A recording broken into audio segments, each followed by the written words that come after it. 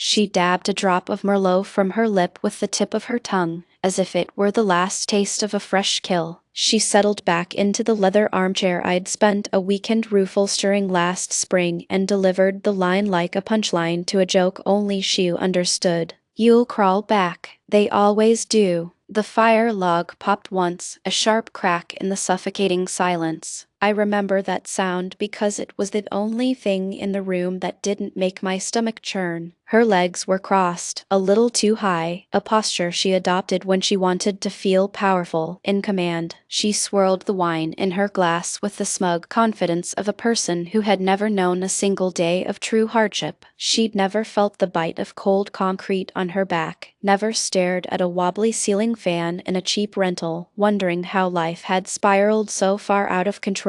Not her. Not like me. "You're not mad, are you?" she added, her gaze still fixed on the hypnotic flames. "I just think you need to be realistic. I'm not going to be your safety net." I didn't answer. My eyes were locked on the small, unassuming painting above the mantel. She had picked it out during a trip to Santa Fe, a watercolor of a vineyard by some unknown French artist. She claimed it gave the room an old money aesthetic. To me, it was just a constant, bitter reminder that vineyard had once been mine, as had this room, this house, and the 5 acres of land it sat on. "You know," she continued, her voice a low purr, "Derek begged me to move to California with him 2 years ago. I said no because I thought you'd finally step up. But lately I've been wondering if I made a mistake." She took a long, deliberate sip. "Maybe I'm just too nice for my own good."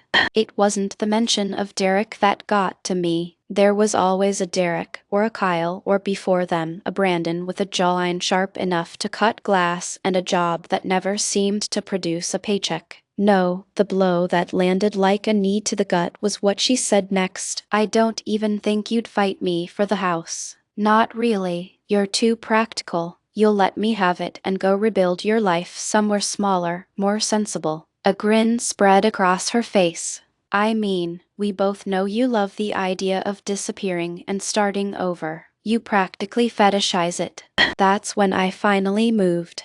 I stood up, slowly, not with anger, but with a profound sense of emptiness, as if the very air had been sucked out of the room. I left my own glass, untouched, on the side table. She let out a soft laugh as I picked up my phone. "Oh, please," she scoffed. "What, are you calling your lawyer?" "Don't bother, darling. Mine has already reviewed the prenup and the trust documents. There's nothing in there for you. You were so intent on being fair, remember?" She winked. "That's why I married you. You always wanted everything to be fair." I gave a single nod, an involuntary twitch of muscle memory, not agreement. Then I turned and walked out of the room, down the long hall to my study, and locked the door behind me. The wine bottle on her side of the coffee table had about 3 fingers worth left. The same amount I used to pour for my father as a boy, right before he'd sit at the kitchen table, rub his temples, and ask my mother why people only remember who built the house after it burns to the ground. She didn't look up as I closed the study door. She assumed this was just another one of my quiet retreats. She had always mistaken my silence for submission, my lack of confrontation for fear. What she could never comprehend was that I didn't argue with her because, in my mind, the conversation was already over.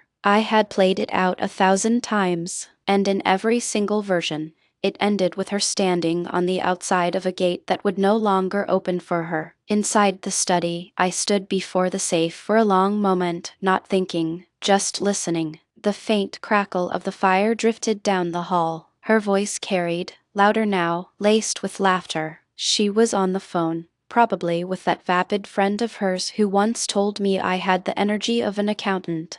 I entered the code. The heavy steel door swung open. Inside was not cash or jewels, but a single, plain white binder with no title. It held the entire legal architecture of Parallax Holdings and the trust she had signed during our first year of marriage. She didn't remember that night clearly. She had been intoxicated by limoncello and her own soaring ambition, nodding absently at the notary while texting her sister under the table. Just legal fluff, she'd called it. I remembered that. because I had written that exact phrase in the margin next to her signature. I had underlined it and dated it. I flipped to the first page.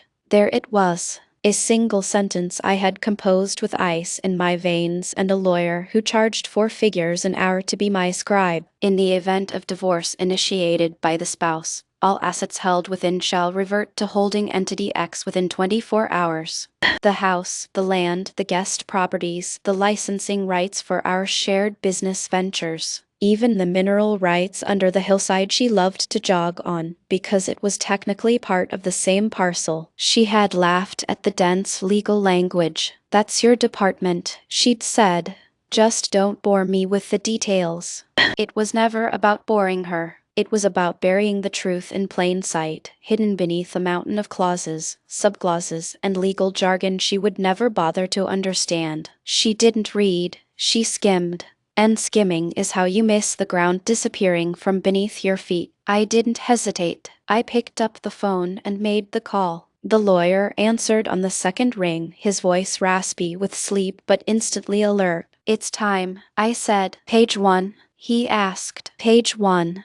There was a strange sense of peace in the quiet weight of that binder, an eerie, surgical calm, like the moment just before anesthesia takes hold. No adrenaline, no tremor in my hands, just silence, and the certain knowledge that a war had been declared by someone who had no idea they'd just stepped onto a minefield. Page 1 wasn't complicated. That was its brutal genius. We had designed it to be clean, swift, and absolute. No loopholes, no room for negotiation. It began with a clause I had memorized like a prayer. In the event of divorce initiated by the spouse, all assets held within shall revert to holding entity X within 24 hours. No judge was needed. No trial was necessary. The structure was airtight, built on the protections of a Delaware Series LLC, subdivided into property-specific holding silos, and backstopped with irrevocable executive privileges assigned solely to me. She never had a clue. She never asked, never cared enough to look deeper. I remembered the day she signed it. We were still us back then, or so I had convinced myself.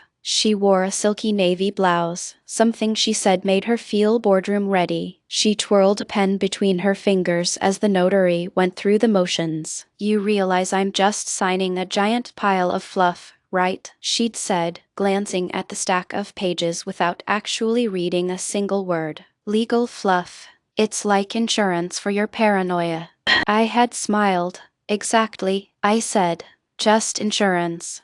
Later that night, she clinked her glass against mine. "See," she said, "now we're bulletproof." What she didn't know, what she never took the time to understand, was that she had just signed away every soft place she thought she could ever land. It wasn't an act of cruelty. It was an act of necessity, because I knew her. I knew her patterns, her history, the way she was always calculating escape routes, even in the best of times. I had loved her once, and perhaps that was the most dangerous part of all, because loving her meant I had to prepare for the moment she would try to weaponize everything I had built. My private line buzzed once. I answered. "Midnight Protocol," a crisp voice on the other end asked. "Yes," I confirmed. "Midnight Protocol, page 1 is live. Timestamp 11:48 p.m. There was a brief pause, then a quiet, "Copy that." The line went dead. I leaned back in my chair and exhaled, a breath I felt like I'd been holding for years. In 24 hours, the house would no longer belong to either of us, nor would the land. It would all exist in a separate legal reality, under holding entity X, a deliberately generic name for something as real and unyielding as a bulldozer. The control documents were already in escrow. The licensing rights she loved to boast about to her Pilates friends were being transferred. The guest homes she listed on luxury travel blogs as our little investment gems were gone. And I hadn't even broken a sweat. I glanced towards the living room down the hall. Her careless laughter floated in again, louder now, as she recounted some past victory, savoring the brilliant maneuver she believed she was still in control of. I walked over to the bar cart in the study and poured a single shot of scotch. Just one. The bottle had been untouched for over a year. That was another thing about her, she never noticed the things that stayed untouched. It wasn't until I set the glass down on a leather coaster that another detail clicked into place. A quote was etched into it. "Risk comes from not knowing what you're doing." Buffett. She hated that quote. She said it was arrogant old man wisdom, that it made her feel judged. I used to laugh it off. Now, I just stared at it and realized the quote wasn't a judgment. It was a mirror. She had triggered the clause by filing first. Her lawyer had probably smiled as he submitted the paperwork, thinking it was a strategic victory, the opening move in a long, drawn-out negotiation where they could chip away at the estate, threaten public exposure, and smear me into a quiet settlement. But page one didn't care about leverage or public relations. It cared only about the order of initiation. That was the trap. That was the entire play. She could have waited. She could have talked to me. But she filed early, proudly, laughing by the fire with her wine and her memories of men who always crawled back. My phone vibrated with a text from my lawyer. A single word. Confirmed. I took another sip of scotch. The walls of the study didn't feel like mine anymore, and that was fine. That was the plan. Outside, the wind was picking up. The gate sensors were programmed to disable all remote access at midnight sharp. The title transfer had already been electronically submitted to the county registry, and the escrow team, flawlessly precise, was now holding all the keys. The foundation of her world had been reset. Not with anger, not with vengeance, but with paperwork and patience. Let her sleep soundly tonight. Let her dream of courtroom victories and consultations with friends who totally support her. Let her believe she's still 10 moves ahead, because tomorrow morning, at exactly 6:07 a.m. her father will call, and when he does, his voice will shake, and she will finally, truly understand what page one really meant. Her ringtone was an irritating remix of some pop song from the 2000s she swore was nostalgic. That morning, it sounded like a fire alarm. She rolled over in bed, squinting at the glowing screen. "Dad, it read." She smirked as she answered, "Calling to congratulate me on my newfound freedom." She teased, her voice thick with sleep, but his voice, she would tell me later, did not match her victorious fantasy. Page 1. He activated it. "What? Get your things and get out. Now, get out." She sat bolt upright in bed, hair a tangled mess, her heart starting to slam against her ribs. "What the hell are you talking about?" "The trust, the clause, page 1. It's live. The timestamp is from last night. Everything's moving, Natalie. Everything. You don't have access anymore. We checked." She swung her legs out of bed, still not fully grasping it. "Dad, what are you? Wait, slow down. You checked what?" He cursed, a harsh sound she hadn't heard him make since her senior year of college. "The goddamn land titles. Your house, the guest properties, everything. It's all under Parallax Holdings now. That clause you laughed at, it wasn't fluff." She was fully awake now, a hard knot forming in her throat. She ran to the kitchen, her bare feet slapping against the cold marble tiles. Her laptop was still open from the night before, where she'd been browsing post-divorce healing retreats in Chelum. She clicked into our shared property management portal. She was still logged in, but the dashboard was different. A single line of text in red, "No active listings under this profile." She refreshed. Again. Then the system logged her out. "Wrong password," it flashed. "Attempted login flagged. Contact system administrator." She slammed the laptop shut and ran toward the garage. "No, no, no. This isn't funny," she muttered, her voice cracking. It wasn't rage yet, not even fear. Just raw, paralyzing confusion, the kind you feel when your GPS glitches and the road ahead vanishes from the map. She grabbed her phone to call me, straight to voicemail. "Dad, I can't get your things," he snapped. "You're on the clock. It's a 24-hour trigger. That house isn't yours anymore." She looked around the kitchen, the space she bragged about designing from scratch, even though she'd only picked the backsplash. The art on the walls, the imported clay pots, the velvet bar stools all meticulously curated for her image, and all legally owned by holding entity X. She just didn't know it. She ran upstairs and threw open her closet. Her side was an avalanche of designer luggage, most of it still bearing price tags. For show, she yanked one down, unzipped it, and then froze. The gate. She dropped the suitcase and sprinted to the garage. Almost slipping on the polished concrete, she aimed the remote at the gate and pressed the button. Nothing. She pressed it again, holding it down. The small LED light blinked red. Defeated. She jumped into her car and tried the gate through the custom touchscreen I'd installed in the dash. She used to call it her luxury cockpit. The screen froze, then displayed a message. Access revoked. Contact property management. Her fingers hovered over the steering wheel. Her mouth opened as if to scream,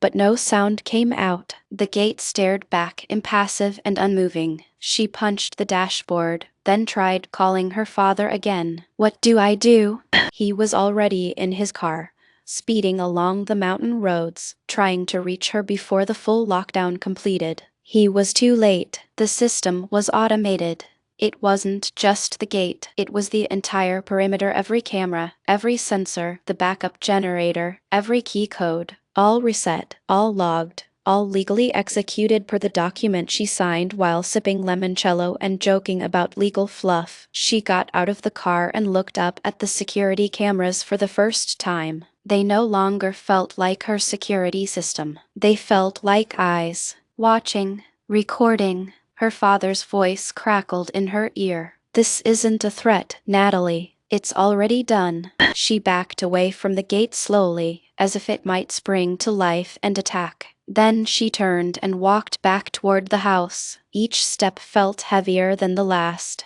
Every window she passed seemed darker than it had just yesterday. She finally understood. This wasn't a negotiation. This wasn't a bluff. She hadn't triggered a warning shot. She had triggered the end, and the house she had once posed in front of for social media photos, the one she told her friends was her identity, wasn't hers anymore. It never really was. She returned to the gate 10 minutes later, dressed as if she still owned the world. Oversized sunglasses, a cashmere wrap, heels clicking impatiently on the pavers. There was a forced sharpness to her movements, like confidence stretched too thin. But the gate remained unimpressed. It stayed shut. Waiting for her were two men in black polo shirts with the Parallax Holdings logo stitched discreetly over the chest. These weren't the usual security guys. These men looked like they were trained for situations far more serious than a neighborhood watch. Arms folded, postures rigid. "Ma'am," one said, his voice polite but firm. "Following the activation of Clause 1.1, this estate is now under the exclusive management of Parallax Holdings. We are instructed not to allow entry to any unauthorized parties." She ripped off her sunglasses. "This is my house. My name is on." "Ma'am," he repeated, his tone unchanging. "You are not listed on the updated title. All access is managed through the holding company. Any disputes must be submitted through your legal counsel." "My counsel," she snapped. "Oh, I have counsel, and he's going to have your job, your license, and whatever power-hungry idiot gave you this script." She fumbled for her phone again. Still no answer from me. She tried her father. Still voicemail. Her father's car screeched to a halt on the access road. He'd tried the secondary drive, only to find it sealed and guarded as well. He got out, pacing frantically, waving his phone in the air as if bad reception was the enemy. I'd seen him pace like that once before, 10 years ago, when he begged me to stay with her after one of her episodes. I remember thinking then how quiet the world felt when he had nothing left to threaten me with. "I want to speak to the owner," she yelled at the guard. "You can submit a formal request through the portal," he replied calmly. "But as of this morning, you are classified as a non-resident. We are not authorized to escalate. I am the goddamn owner." "Respectfully, ma'am," the guard said, "you are not." She screamed then, a raw, primal sound of a cornered animal. Her father rushed to her side, grabbing her arm. She wrenched it away. "Do something," she hissed at him. He looked from her to the guards, then at the house barely visible through the trees. I warned you, he muttered. I told you not to file first. Not before you read everything. Oh, shut up, she shot back. You told me he'd fold. You said he was weak. He didn't respond. He just stared at the impenetrable gate as a heavy silence fell around them. The kind of silence that marks the beginning of something permanent. Her phone had become a useless brick. My voicemail message was a small, final punctuation mark. You've reached a number that no longer accepts calls from this line. She kicked the gate hard, twice. It didn't even rattle. I watched the entire scene unfold on a camera feed in my downtown office. I didn't need to be there. The system we built wasn't designed for negotiation. It was designed for containment. I hadn't activated it out of spite. I'd activated it out of principle. She had treated permanence like an illusion and trust like a poker chip. She gambled. She lost. The guards eventually returned to their posts, leaving her and her father standing on the road like common trespassers. She dialed one more number, her lawyer. He picked up. I could tell from the way her shoulders slumped and her voice softened that she was using her save me tone. But his words clearly weren't the ones she wanted to hear. She stopped mid-sentence, her face hardening. She looked back at the gate as if trying to incinerate it with her gaze. Then she said one word I never thought I would hear from her lips. Please. But the gate didn't recognize please. The gate only recognized access codes. She was now just a visitor, yelling at her own reflection in tinted security glass, begging for re-entry into a life she had never truly respected. And the clock kept ticking. 20 hours and 16 minutes left. The email arrived in her inbox at exactly 2:03 p.m. Subject: Transfer confirmation escrow finalized. She clicked it open so fast the page loaded twice. At first, the words didn't register. Her eyes scanned the bolded text without comprehension, like trying to read a foreign language through sheer force of will. Then, piece by piece, the reality began to assemble itself. Parcel #0001NW 1.7-acre residential lot ownership reassigned to holding entity X. Parcel #0002SC guest home and studio reassigned. Licensing rights vacation rentals reassigned. Mineral rights reassigned. All furniture, fixtures, and assets not documented under personal property exemption reassigned. Every line was another nail in the coffin. Every timestamp was another lock clicking into place.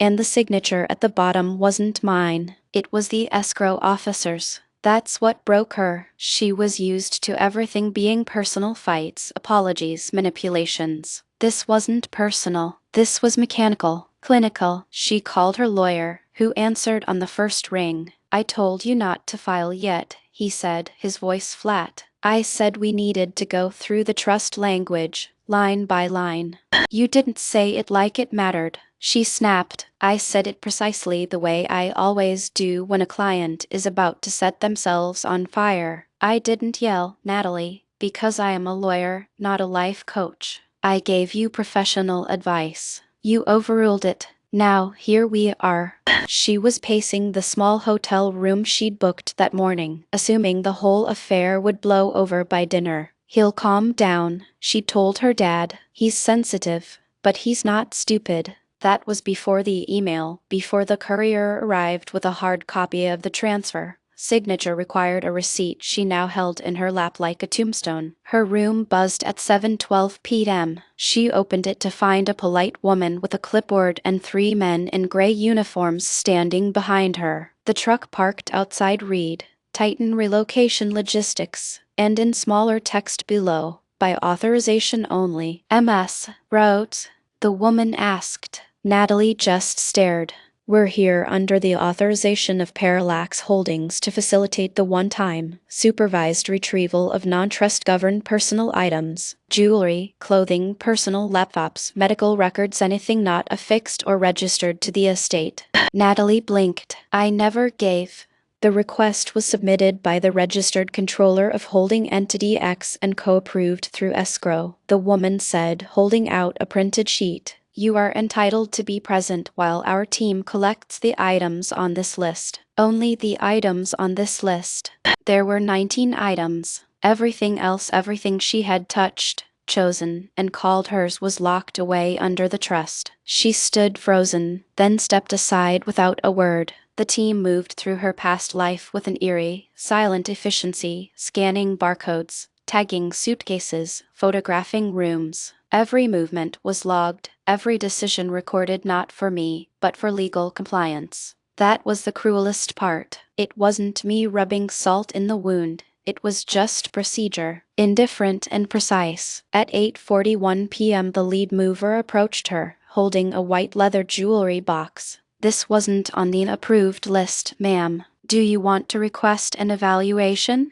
She stared at the box. Inside were the cufflinks she'd given me on our second anniversary. It had been sitting on my side of the closet for years. "No," she muttered. "Leave it." "Understood." They tagged it for retention and set it aside. When it was over, the woman with the clipboard handed her a final document to sign. "This certifies the chain of custody for the retrieval process. All video logs will be retained for 60 days. If you'd like a copy of your personal inventory, here's a QR code." Natalie nodded blankly, and the door closed. She stood alone in the hotel room, surrounded by 3 designer suitcases, a cosmetics bag, and a laptop she rarely used.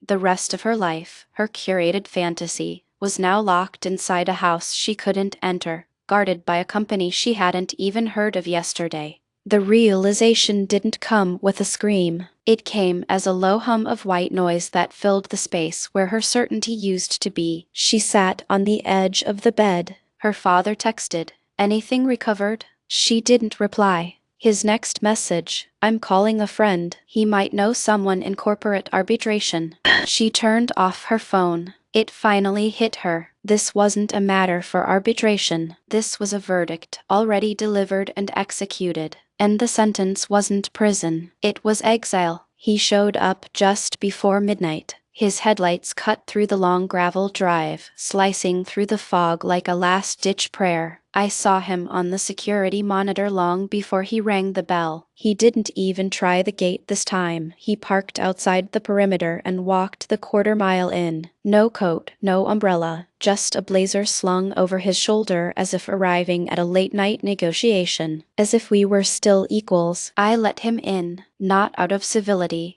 but because I wanted him to see it with his own eyes. I wanted him to stand in the belly of the beast he'd once dismissed as a smart little investment hedge and realize it was now a vault, one he had helped lock his own daughter out of. He stepped into the foyer and blinked against the light. The room had been neutralized. The walls were bare. No photos, no art, no trinkets, nothing of hers remained. The house didn't feel empty. It felt sanitized, as if all memory had been professionally extracted. He remained standing, shifting his weight from one expensive loafer to the other. "I know what this looks like," he said finally, his voice tight. "But there's got to be a line. You don't do this to family." I took a long, quiet breath. She stopped being family the moment she tried to weaponize the foundation I built. She was hurt. He snapped. She felt trapped. Maybe she made some mistakes. She didn't make a mistake. I cut in. She filed for divorce. That's not a stumble. That's a choice. He rubbed his forehead, the exact same gesture she used when she knew she was losing an argument. "I was there when you built all this," he said. "I introduced you to your first investor." "Yes," I said. "And I remember how you tried to renegotiate the equity split after the term sheet was signed. You've always believed everything is flexible, that every rule can be bent." "That's not fair," he muttered. "No," I agreed. "It's not, but it's accurate." He walked slowly to the center of the room, his eyes scanning the bare mantel where her prized painting used to hang. "This isn't what your mother would have wanted," he said quietly. There it was. The final trump card, her ghost invoked as a shield. I stepped closer, meeting his gaze. "My mother," I said, my voice dangerously calm, "read every single contract she ever signed, including the prenup she rewrote 3 times to protect me from people exactly like your daughter." He flinched, a real, involuntary twitch. "She believed in people," I added. but she also prepared for them. He finally broke eye contact. "You don't have to burn it all down," he said softly. "You've made your point. She's lost."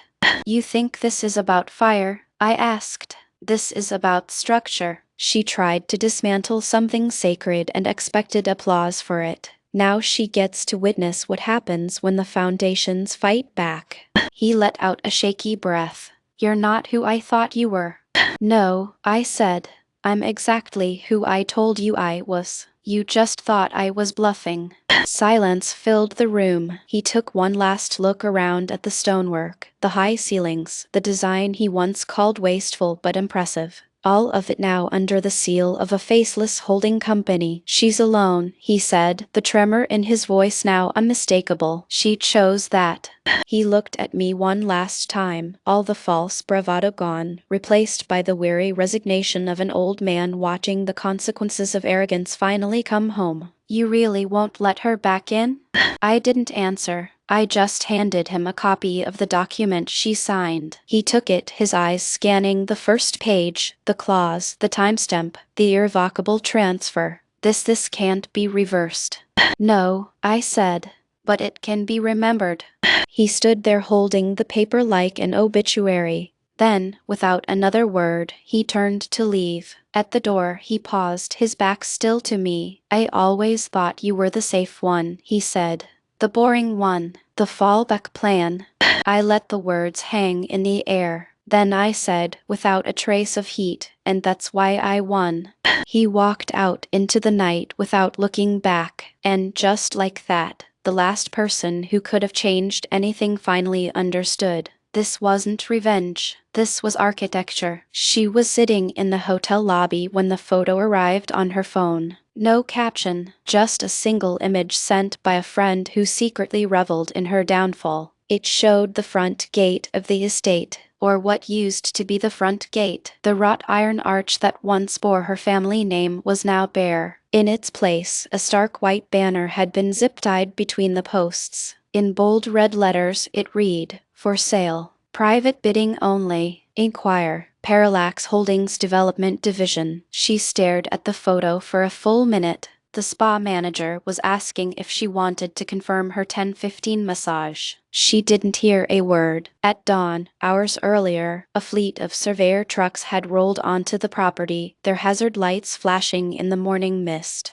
Men fanned out across the land over the garden trail she used to jog, the hillside with the wine cave, the gravel driveway lined with cypress trees. The land she had called her sanctuary, her brand, was now being reduced to a grid. Every tree was tagged, every boundary marked with fluorescent flags. My company had signed the intent to purchase weeks ago, long before she filed, before she laughed by the fire, before she made the fatal mistake of thinking I was still playing her game. She thought this began when she filed the papers. It didn't. It began 2 years ago, when she told me, with that signature smugness, that she wanted to live somewhere that felt more permanent. I asked her what permanent meant to her. She smiled and said, "Mine." That's when I started writing clauses. Back at the hotel, she finally replied to the text message. "This is a joke, right?"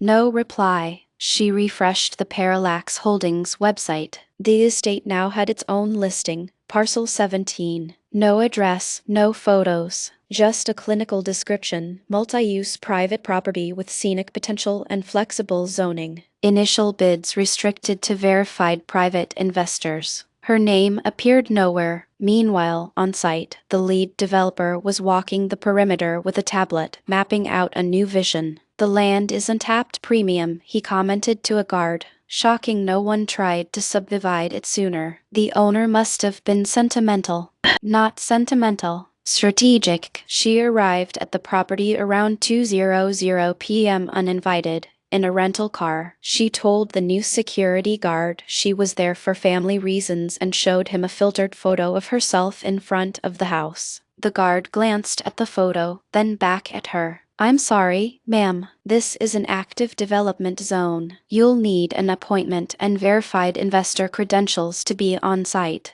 "I lived here," she said, her voice trembling. You don't understand. Actually, ma'am, I do understand, the guard said, not unkindly. That's why I can't let you in. She sat in her car for 20 minutes after that, hands gripping the steering wheel. She watched a backhoe roll past, its heavy treads chewing up the gravel she had once imported from an overpriced quarry in Arizona. The sound was deafening, but she didn't cover her ears. There's no defense against reality, only delay, and for her, the delay had expired. She was sitting in a conference room that wasn't hers. Neutral territory, her attorney had called it, a sterile rental suite in a downtown co-working space, with gray walls and a single, untouched pitcher of water on the table. No charm, no comfort, just consequence. Her father hadn't shown up. The developer wouldn't take her calls. Parallax Holdings' legal team had responded to her emergency petition with a one-sentence email. The terms of the trust remain immutable per original charter. I need you to tell me, she said quietly, her voice frayed, how we undo this. Her lawyer didn't answer right away. He opened a folder and slid a single page across the table. Page 1. The clause. Her signature. Initiation by spouse results in immediate forfeiture of all trust-governed assets, he read aloud. Did he add this later? She whispered, without telling me. No, the lawyer replied. It was always there. You initialed every page. We confirmed it. She looked down at her own looping signature. I thought it was fluff, she said, almost to herself. We can fight this, she insisted, her breathing shallow. He can't just lock me out. He can't turn my life into a transaction. He didn't, her lawyer said, his patience finally gone. You did. You filed. Not him. You pulled the trigger that set off the clause. I didn't know it was real. That doesn't matter. He closed the folder slowly, like a corner zipping a body bag. There's no room to appeal, Natalie. No ambiguity. He spent years designing this to be bulletproof. I want to go to court anyway. And say what? He asked. That your husband honored the exact document that you signed? Tears were welling now, born of pure panic. You told me we'd have leverage, she said. I told you to wait, he shot back. I told you to read it. You told me, and I quote, he's too boring to win. She went silent. I didn't think he had it in him, she mumbled. Well, he said, standing and gathering his things. Apparently, he had it in him the whole time. You just weren't paying attention. He paused at the door and looked back at her. You laughed when he was building the legal structure, he said, not unkindly. But he wasn't building the safety net. He was building your exit. Then he was gone. She stayed in that chair for over an hour. The grief hadn't even fully arrived yet. It was still circling, waiting for the last traces of denial to evaporate. When it finally came, it wasn't a loud sob. It was the sound of air leaving a room, of pressure collapsing. She buried her face in her hands. And for the first, true time, she understood. He hadn't just written her out of the story. He had authored her ending. They gave her 60 minutes. One non-negotiable hour. A single, supervised return to the place she once ruled. The house was quiet. Not peaceful quiet. Vacant quiet. The entry table was gone. The gallery of vacation photos had vanished. The nail holes patched and painted over. Erased. Her heels clicked on the hardwood with a rhythm that sounded alien now. Upstairs, the master bedroom looked like a hotel suite after checkout. The vanity was bare. The closet was empty, save for the 19 items on her retrieval list. She walked into the kitchen and opened a cabinet out of habit. Empty. The wine fridge, the espresso mugs, the handwritten affirmations on the fridge all gone. In the living room, only one piece of furniture remained. The scratchy green armchair I refused to throw out. She'd called it ugly grandpa furniture. It was the only thing in the house she hadn't chosen. I left it there for a reason. She sank into it, not because she was tired, but because there was nowhere else to sit. Outside, her father paced the driveway, never once looking through a window. Her phone was silent. The group chats had gone dead. The friends she'd called for emergency cocktails hadn't responded in days. With 5 minutes left, a guard appeared in the hallway. She nodded, stood up, and walked back through the foyer. She paused on the threshold, turning for one last look at the door. But there was no rescue, no reprieve, no last-minute miracle. Just the heavy sound of the lock clicking shut behind her. And for the first time, she didn't feel angry. She felt erased. The ballroom was all champagne marble and ostentatious chandeliers, a space designed to make money feel important. The auction was by invitation only. The estate was lot #19. They didn't use its name. It didn't have one anymore. It was just coordinates and acreage. I stood on a second-floor balcony, a glass of bourbon in hand, watching the scene unfold below. The bidders were a predictable mix of developers, fund managers, and trust fund heirs playing at being titans. The auctioneer, a woman with a voice like gravel and velvet, spoke only in numbers and legal terms. Lot #19 opened at 8.2 million. Within minutes, it was down to 2 bidders. A tech startup and a legacy foundation. Ironically, the very foundation my wife had spent months trying to court last year, hosting lavish dinners in their honor, hoping they would accept her as one of their own. They hadn't. Now, they were about to own the very stage she had used to perform on. The final bid came in at $10.4 million. The gavel hit the podium with a soft, definitive thud. No applause, just the quiet murmur of capital moving on to its next conquest. But down on the main floor, 2 people hadn't moved. She stood near the back wall, her face pale but meticulously composed. Her posture was still perfect, still rehearsed, but her eyes were hollow, searching for a flaw in a fortress that had been sealed long ago. Her father walked in late, disheveled. He scanned the crowd, then his eyes rose to the balcony and found me. He froze. The recognition hit him first, then the full, crushing realization. He turned to her, grabbed her arm, and leaned in. I couldn't hear the words, but I could read his lips. He never needed to crawl back, he said, his eyes flicking toward the auctioneer confirming the sale. He planned this from the start. She said nothing, didn't flinch, didn't even breathe. She just stood there, absorbing the final blow. It wasn't about a house or money, it was about architecture. A blueprint of consequences that began the moment she mistook my silence for surrender. She had built her entire exit strategy on the assumption that I was predictable, boring, safe. And now she was watching that assumption stand over her like a monument. The foundation's director shook the auctioneer's hand. Outside, a new fleet of trucks was already lining up, ready to begin the demolition of her world and the construction of a new one. She left without a word, her father trailing behind her, looking smaller and older than he had just a week ago. They walked through the lobby like ghosts who were late to their own funeral. I stayed on the balcony and finished my drink, leaving the empty glass on the ledge. The view was better from up here.